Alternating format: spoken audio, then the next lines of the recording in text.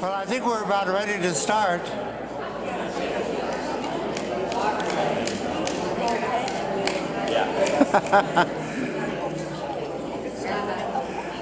We're going to take turns.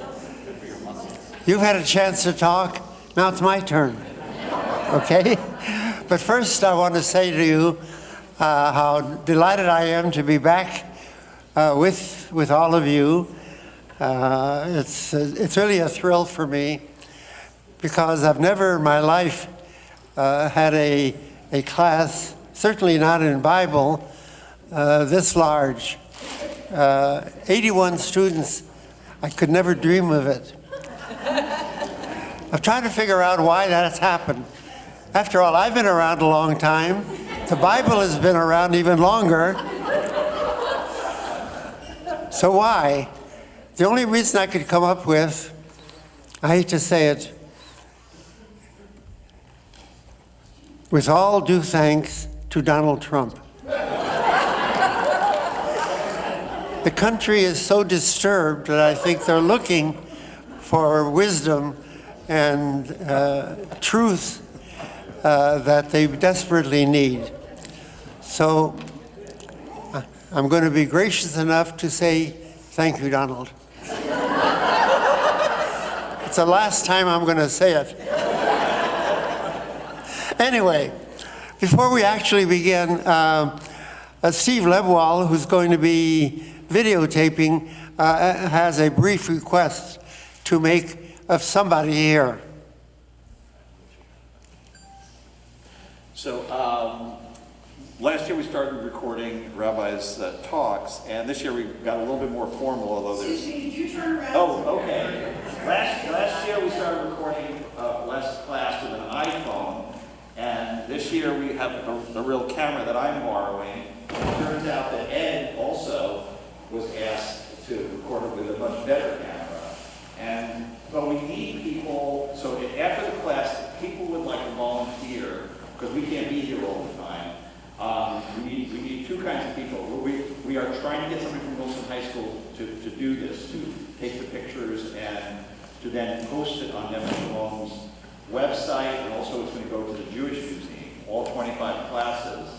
But we need people who can also help with camera work as backup, and also to transfer from the card onto the website and get it to the Jewish Museum. Apparently, Rabbi said there's a grant to pay someone if we can turn it into a job for someone, if you know somebody who needs a job as a video person.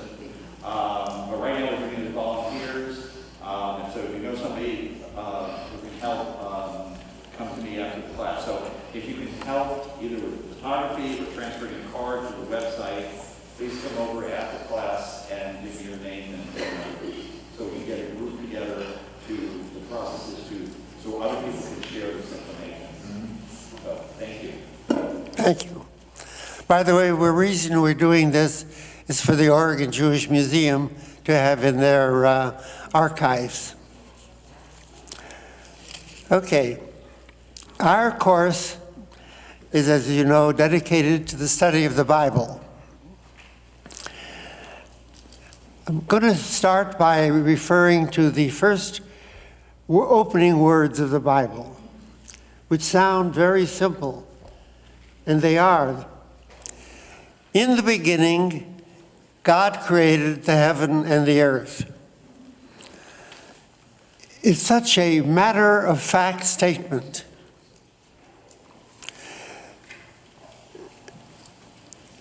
No description of God, no discussion about why he's doing this. It's a simple story. In the beginning, God created the heaven and the earth. What's really interesting about that is that the beginning of Jewish life and thought go back to a period and to a place where there was a great story about the creation of the heaven and the earth. that was very different from the way the Bible begins its story. And what's important is the difference. Jewish life, as far as we know, began with Abraham.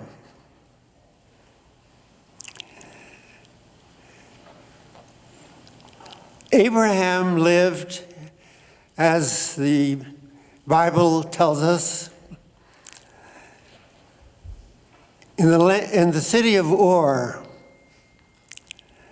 City of Ur is at the southern tip of what is today Iraq, and what used to be called Babylonia, and before it was called Babylonia, it was called Sumer. That's at the opposite end, practically, of the Fertile Crescent. To go from Babylonia along the Fertile Crescent means to go along the bend of the Euphrates River into Syria, and then along the coast into Palestine, and then, of course, ultimately reaching Egypt. So the Bible begins with the first Jew coming from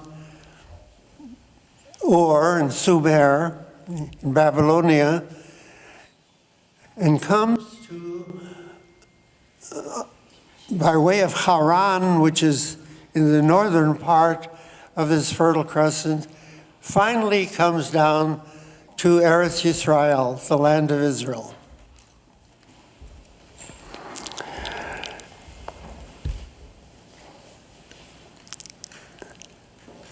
The reason that he leaves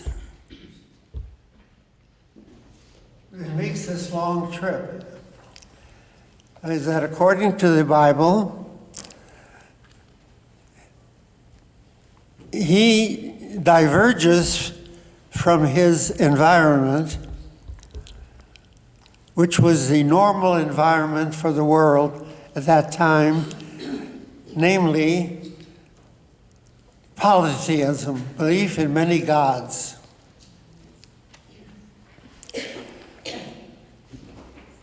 With the revolutionary idea of monotheism, of one God. And this is the one God that said in the Bible, in the beginning, God, Elohim, created heaven and earth.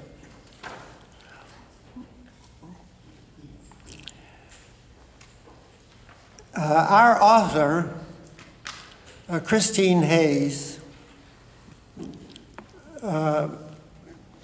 introduces us to an idea that's very little discussed in Jewish thought.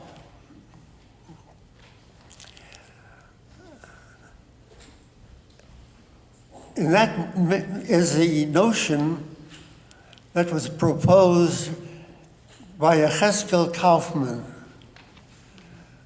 If you started reading, you had a reference to that. And basically, this is what Yechezkel Kaufman said. What he said was that the idea of monotheism was totally different from the idea of monotheism. Now, you might say to yourself, of course it's totally different. But what's the difference? The difference is only in numbers. It's either 1, or it's 10, or 30, or 100, or 1,000, or whatever.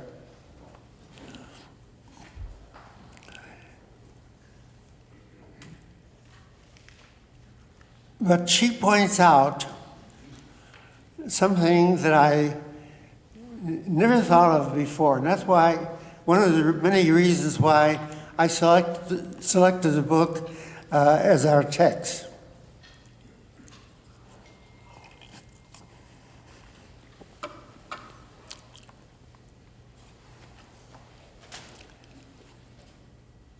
At about the same time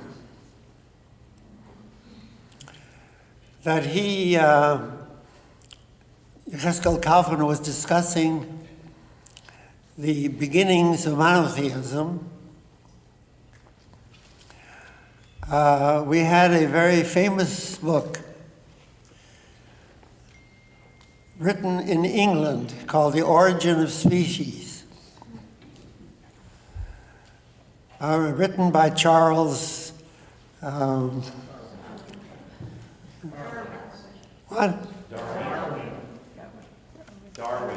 Darwin, of course. The name suddenly escaped me. Charles Darwin wrote a book which revolutionized thought, which he really makes a point of is that's the same kind of revolution in the thought of religion that Darwin introduced in the thought of the origin of species.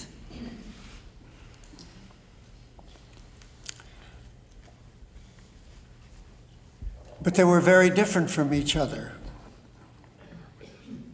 But they're both dealing with the same problem. What Darwin said, basically, is that all species gradually developed from some primitive primal species, probably a creature created in the water, during the transition from living in water and on land. And why did the change take place? Change took place because of sudden changes in the adaptation of life to the problems of existence. And these adaptations enabled species to perform better, survive better. So it was a gradual progression of what didn't work as well to something better and better and better, until we come to the ultimate creation of man. Now, Yechezkel Kaufman basically began with the idea that Darwin suggested because it seemed most logical and sensible. And so originally people began believing in many gods because that was the most logical and sensible thing to do.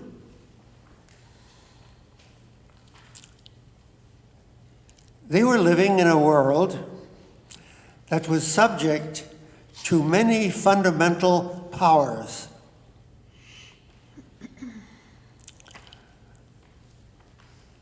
The power of water, in other words, rain and floods. The power of fire, namely either something you use to warm up your homes or your food, or something that destroys your life. The power of the wind, that either provides you with air that you breathe, or in a storm will destroy the house in which you live. That every aspect of nature was essentially under the control of a god. And each god had their own realm of power.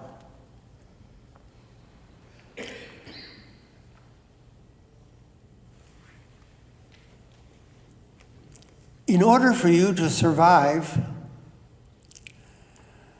you had to protect yourself. And how do you protect yourself? By, in a sense, coercing or bribing the god of that power.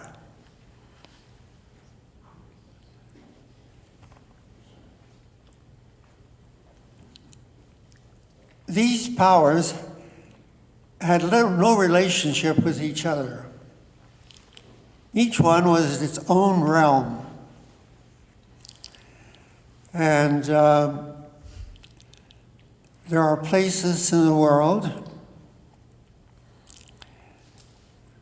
to this day that are under a primary control of a particular power. The sun, for example. There are places in the world where water is a primary power. It's not exactly a case like Republicans and Democrats, but it's certainly a case of powers that determine your fate. And in order to have a positive and good fate, you have to have the support of that power. Now, the famous story that dominated the Middle East at the time of the beginning of Judaism was a story that she describes quite well called the Enuma Elish, which was the story of the creation of the world as told in Babylonia, where Jews originally came from. One of the things she doesn't talk about, that I'm just going to point out, is this. She does make a very important point that in the Middle East, where Palestine was located and where Judaism began, there were basically two great nations, Babylonia and Egypt. They were great nations for one simple reason. Because both of them had major rivers running through them, which were the foundation of agriculture, which was the very foundation of civilization. Babylonia had the Euphrates, and of course Egypt had the Nile River.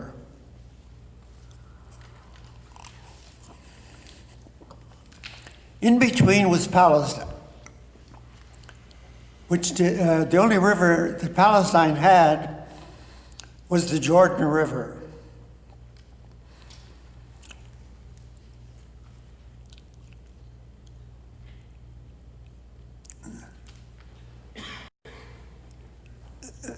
How many of you have seen the Jordan River? Yeah, a number of you did. It's a stretch to call it a river. It's more like a creek. And it really did not serve the purpose of major agriculture.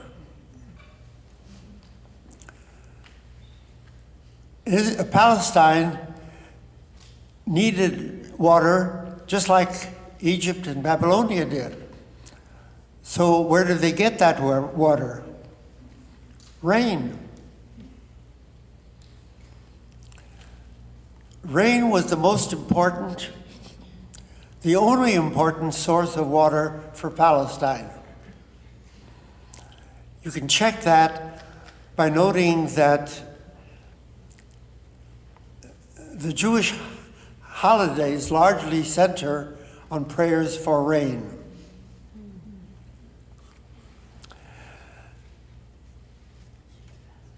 As a result, Egypt, which had a great river and an abundance of agriculture, built tremendous human monuments. The greatest ones known as the pyramids and the Sphinx, which to this day are sources of wonder. Babylonia built the ziggurats, which are like pyramids. Enormous structures.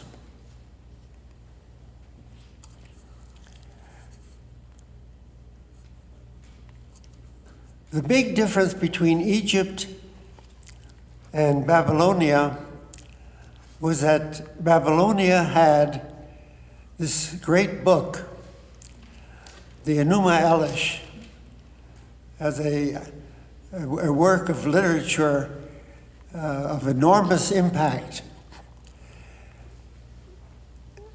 Egypt also produced a great book. What was that called? Any of you remember? It was called the Book of the Dead. The Book of the Dead, which was a guide for souls of human beings to go after death. So we don't have an Egyptian creation story, but we have the Babylonian one. The Babylonian one speaks about a period of time that we just talked about, of the multiplicity of gods representing the multiplicity of natural forces in the world.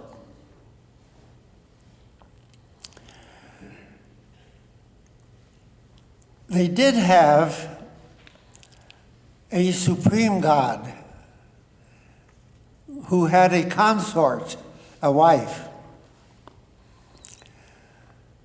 The supreme God was Apsu, who was the god of the great waters. That was the most powerful element of forces.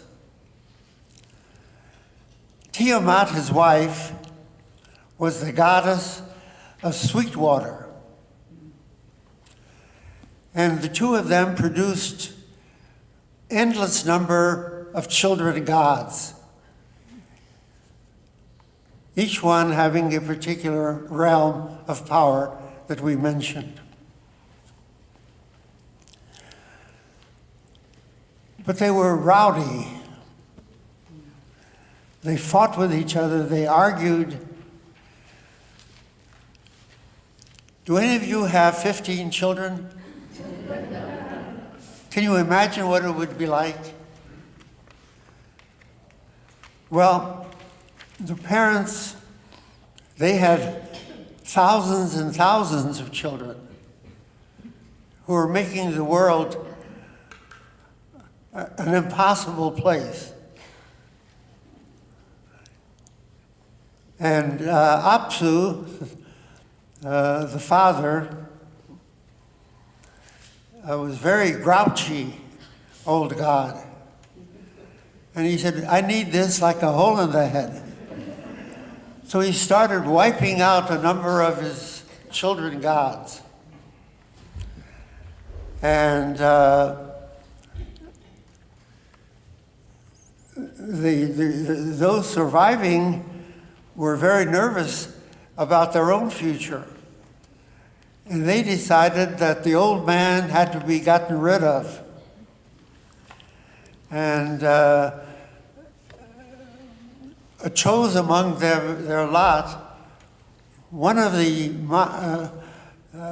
children gods, Marduk, who was very powerful, to lead a revolt, which is what Marduk did. Tiamat, the wife of Apsu, after Apsu was killed by one of the gods, Ea,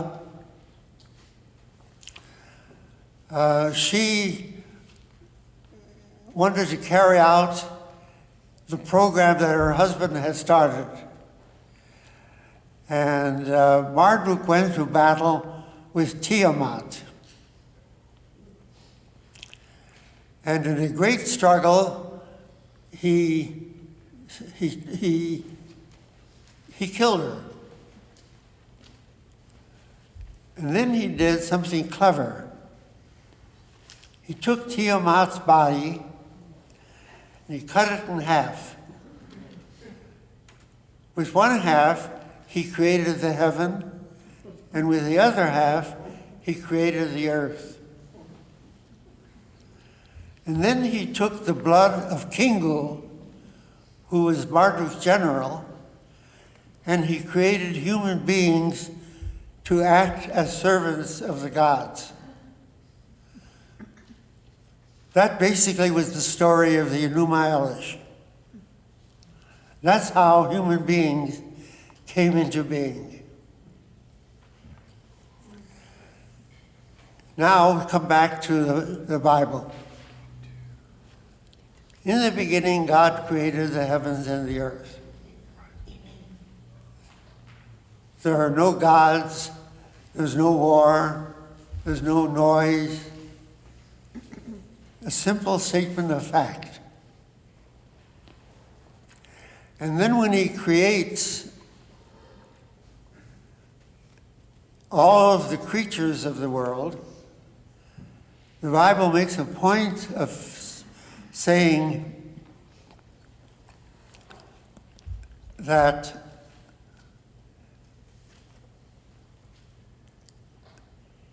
the final creature that he created was mankind.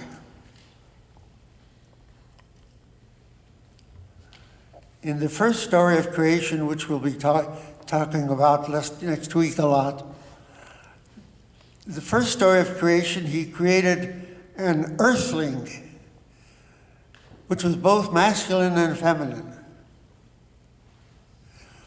as the supreme creature. And he says directly, you are now the ruler of everything, of all of nature, of all of the animals, of all of the creatures. And furthermore, you were created in the image of God, in my image.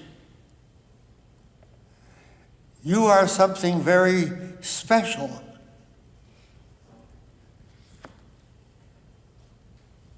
Something totally unique.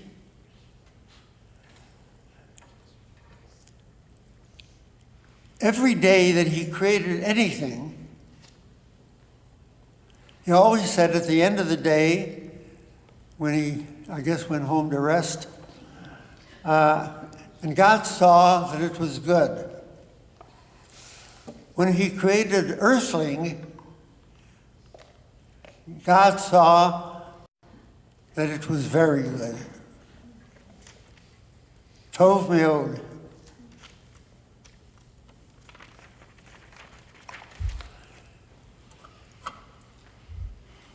There's a huge contrast between the two stories of creation.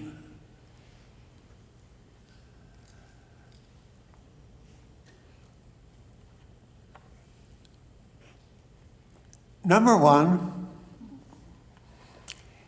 in the Enuma Elish,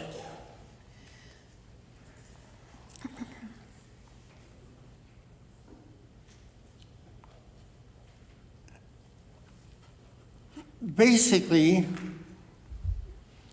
God created mankind to be a servant of the gods, which means that their primary purpose is to bring offerings to the temple and serve the gods.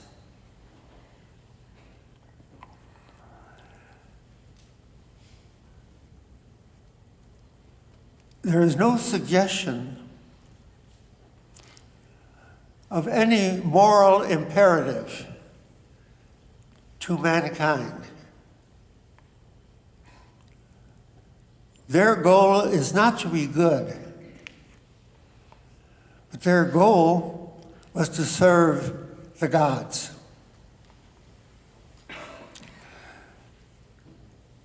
Now, the use of the term good is found throughout the story of creation.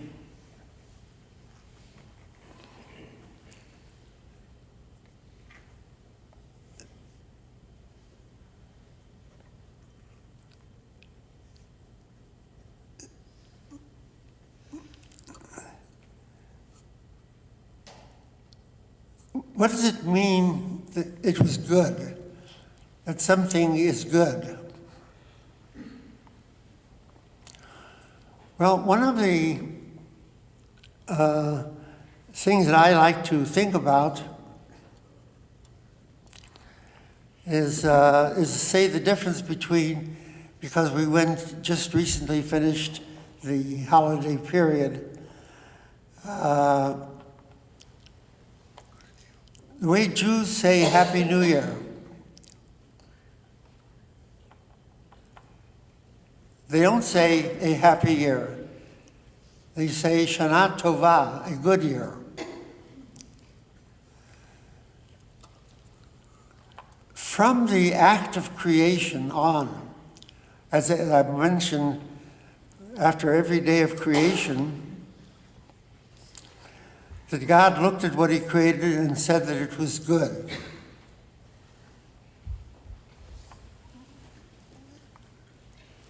What he meant when he said that it was good was it means that it was fulfilling a purpose. It was doing the right thing. And that is the purpose of human beings, to be very good. So, again, in the story of creation, it all stems from one episode in the story of creation.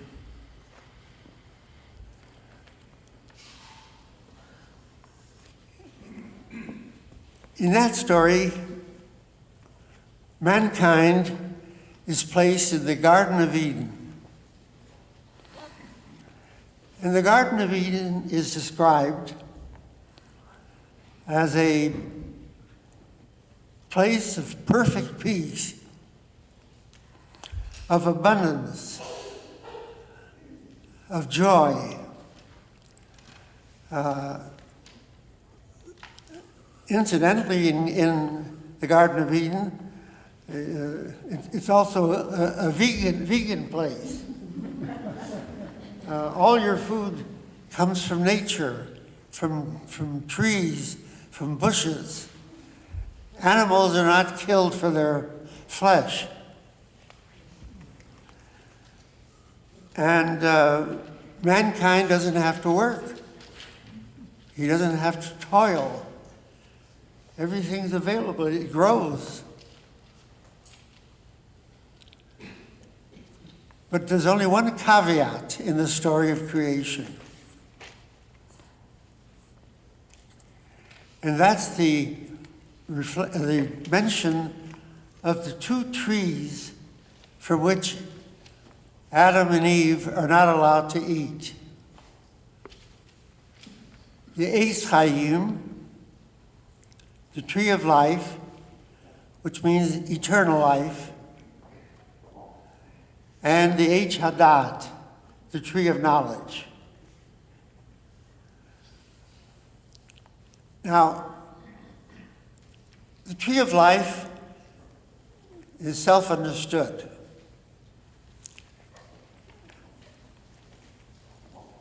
In other words, upon first creation in the Garden of Eden, nobody dies.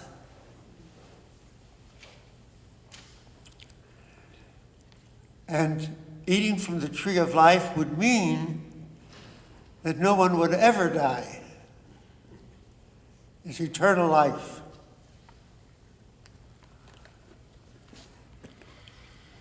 When you hear the term H Hadat, the tree of knowledge,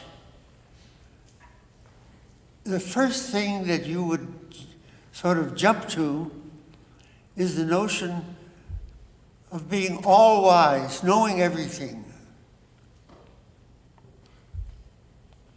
A walking encyclopedia. But the Bible goes on to specify exactly what it means, the tree of knowledge, in case you didn't get it by the name alone.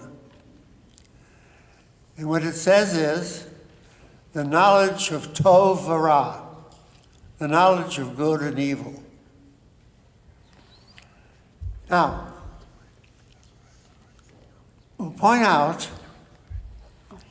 in the world in which Judaism began, many different religions believed in some object that you could eat that would give you eternal life. Because there's another great story in Babylonia, which we probably will take up next week or after, the story of Gilgamesh,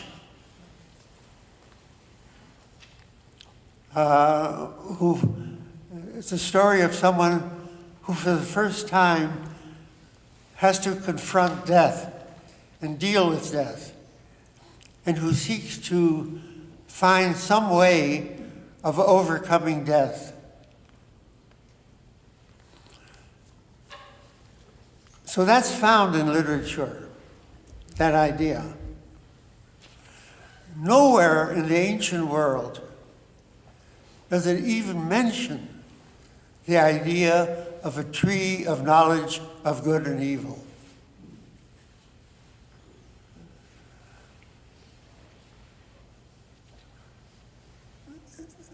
So of all things, God mentions two trees not to eat from. Of all things, they eat from the tree of knowledge of good and evil. They could have eaten from the tree of life and never experienced death. But in the Bible, we're told that they eat from the tree of knowledge. That's simply a way of the Bible telling us this is the nature of human beings.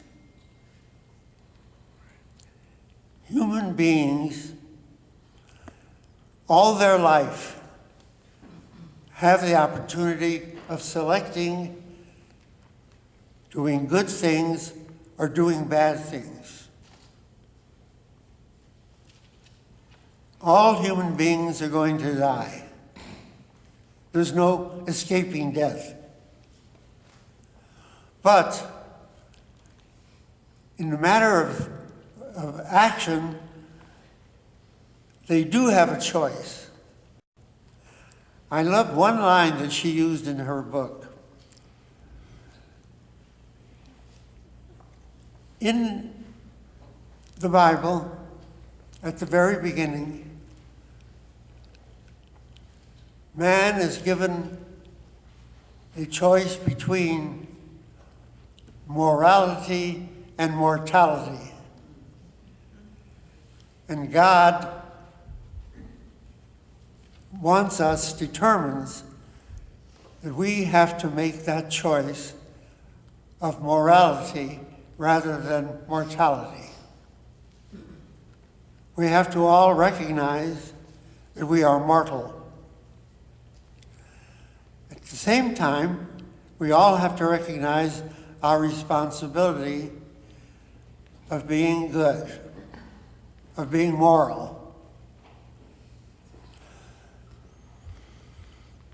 As she indicates, and I thought it was a wonderful introduction to us,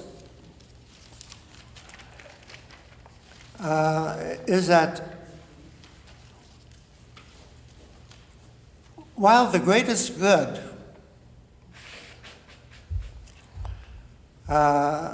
in physical terms in the Middle East are the products of Egypt and Babylonia, the great buildings, the great structures, the great works of art,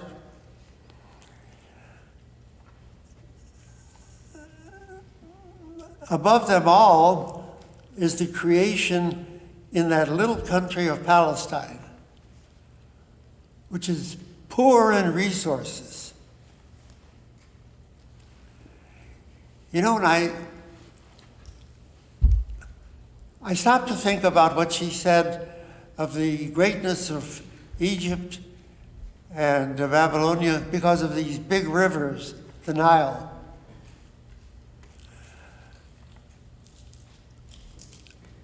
And that Palestine, or Israel, was totally dependent upon rain.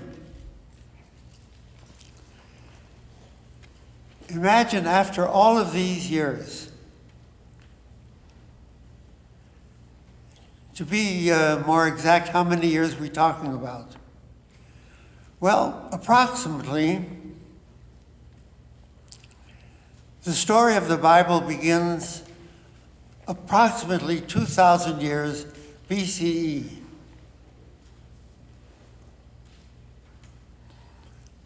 That's the period before Abraham, which is in about the 17th century BCE. In our own times today, this is the first time that that country is not dependent on rain for its water.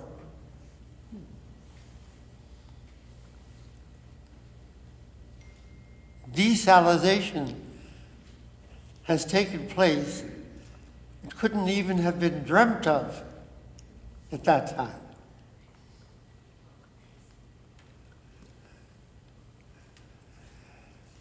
So,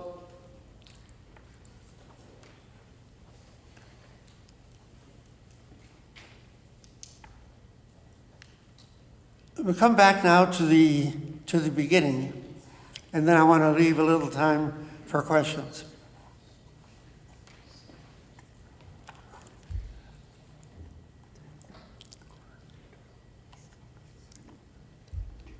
This revolution, I want to point out, is a revolution that is still going on, not only in the world generally, but even in Judaism.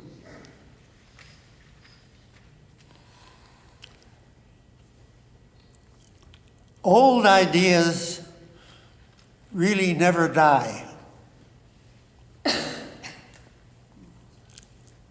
The Bible itself that we're going to be reading. By the way, I was going to warn all of you. This is not going to be a simple or a relaxed course. What I'm going to compare it to is to a marathon. It's about the same number of miles as it is sessions. We have about 26 sessions. And running a marathon is not for the weak. I just want to tell you, I don't feel bad if you find that you're getting tired of walking this marathon. But that's what it is.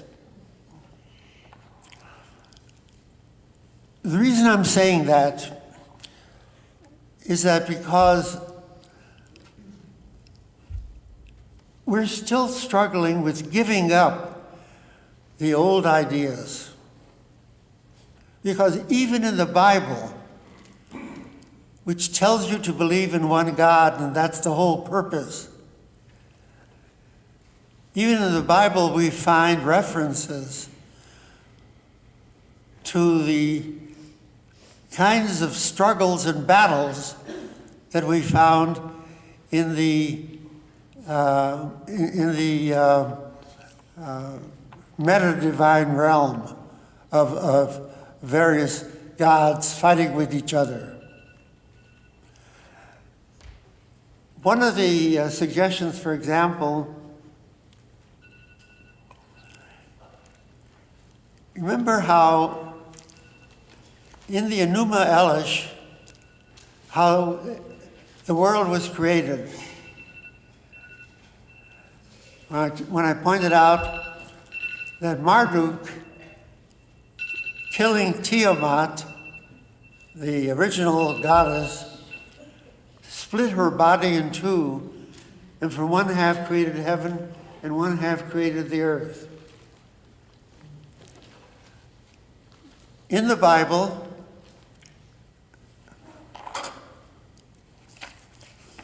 let's just read it. At the very beginning.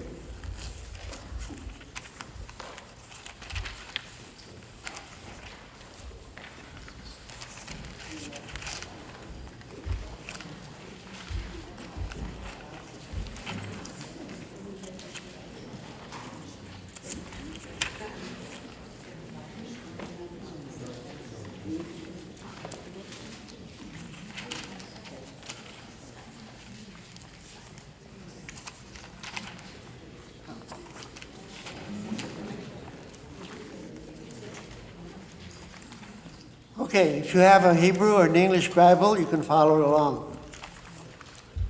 Bereshit bara Elohim et hashamayim ve'et haaretz.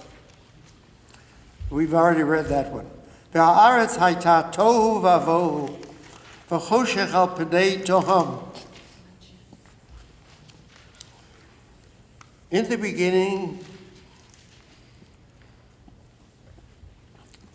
God created the heavens and the earth. When the earth was, as his translation is, astonishingly empty, with darkness upon the face of the deep.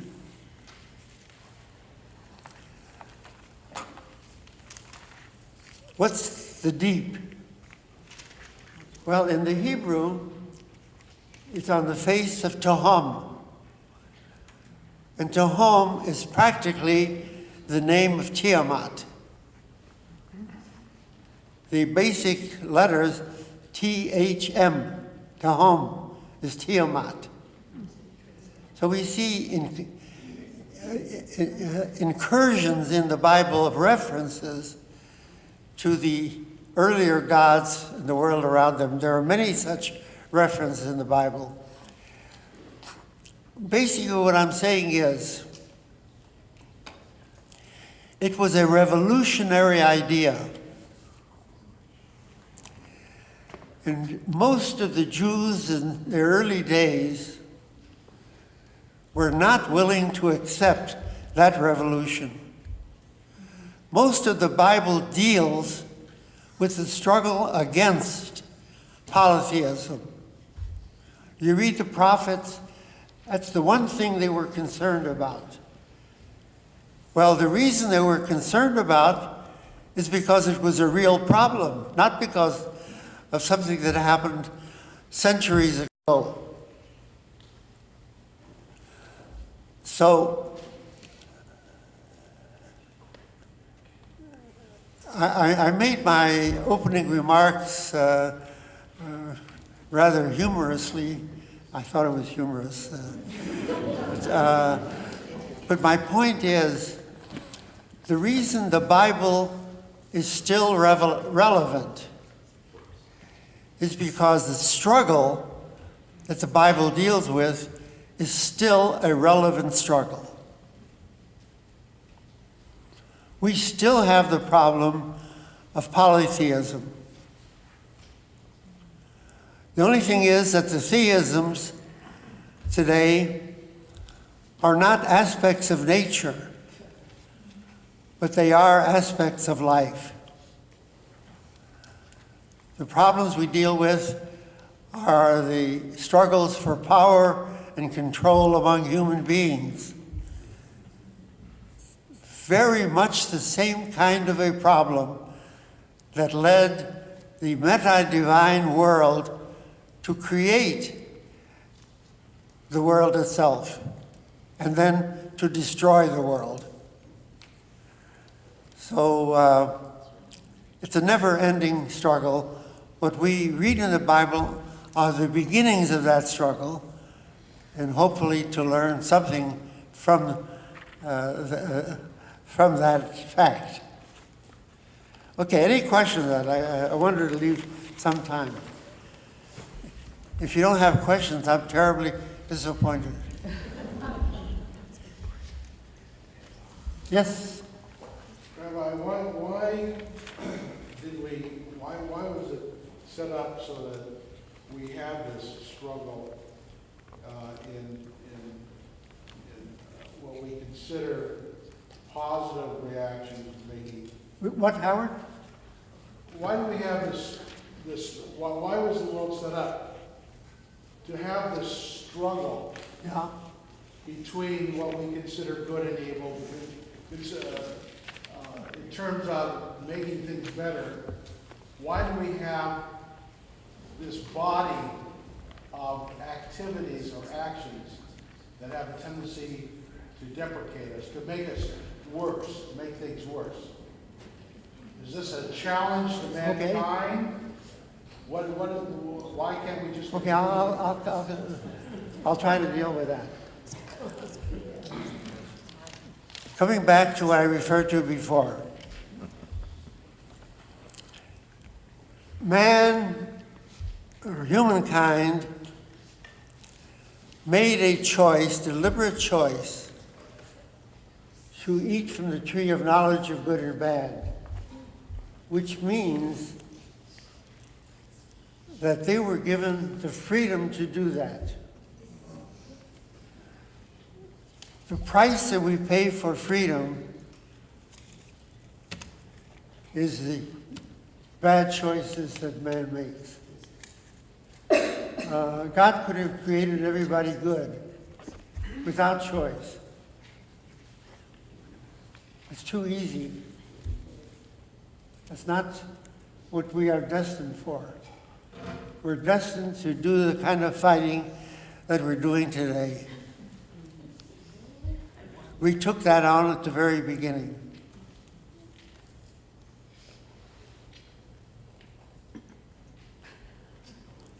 When you vote, you decide the government. That's good. Could be bad.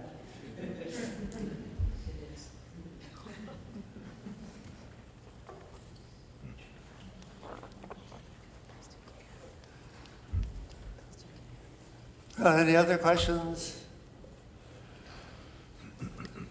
Well, yes. The word choice, when you choose something, two ways, good, bad. Right. And then there is the choice of deciding how to The use choice of what? And then there's the choice of how to use something. In other words, this conversation comes up from time to time in my brain. That is, the honor your parents is one of the things you should do that's good. And then what about choosing them? Okay, I'm going to honor my parents by contributing to it, whatever. But that's because I have to do it, not because I want to do it. Then that choice, is it a real choice, or is it a feeling like you have to do something, and then that choice is not really intended as a good choice? How does that, so, Well, because you get people very orthodox, like you have to do this, and you have to do it. Don't question it, you do it. You don't, or it's not useful. all right, let's talk about that a minute.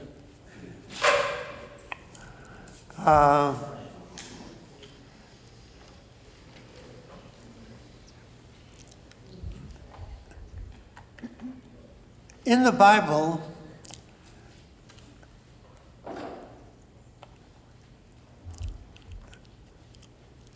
on the one hand, as we've pointed out, and that's what we focused on today, was in the story of creation, that man is given the choice. Evil is always the decision of man. But it doesn't mean that man is totally without guidance. There is guidance. Like what you mentioned, honor your father and mother. There's a lot of guidance in the Bible. But there's no compelling force for you to accept that guidance. Man is given a status of independence, can challenge God himself. But it's still, he has to recognize that there are hints, there are clues, there are suggestions, there are ideas that we could choose. Whether we want to do it or not, that's up to us. Well, this is just the beginning. In the beginning. So we'll continue next week.